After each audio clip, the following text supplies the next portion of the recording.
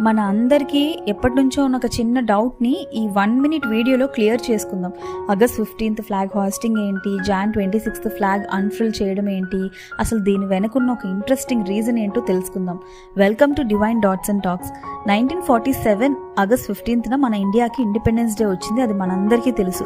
కానీ అప్పుడు మన కంట్రీకి ఇంకా కాన్స్టిట్యూషన్ అమలులోకి రాలేదు. అంటే మనకంటూ ఒక చట్టాలు, ఒక లా అమలులో లేదు. ఆ సమయంలో మన ఫస్ట్ ప్రైమ్ మినిస్టర్ అయిన జవహర్లాల్ నెహ్రూ గారు రెడ్ ఫోర్ట్ పై నేషనల్ ఫ్లాగ్ ని హాయిస్ట్ చేశారు.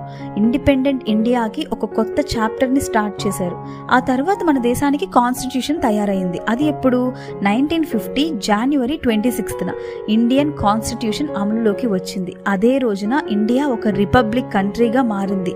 అందుకే every year Jan 26th president national flag ని అన్ఫిల్ చేస్తారు. సో సింపుల్ గా గుర్తుపెట్టుకోవాలంటే August 15th independence day prime minister flag hoist చేస్తారు. January 26th రిపబ్లిక్ డేన ప్రెసిడెంట్ ఫ్లాగ్ అన్ఫిల్లింగ్ చేస్తారు. ఇది జస్ట్ ఒక ఫ్లాగ్ సెరమనీ మాత్రమే కాదు, మన ఇండిపెండెన్స్, కాన్స్టిట్యూషన్ అండ్ డెమోక్రసీని గుర్తు చేసుకునే స్పెషల్ డేస్ ఇవి. జై హింద్.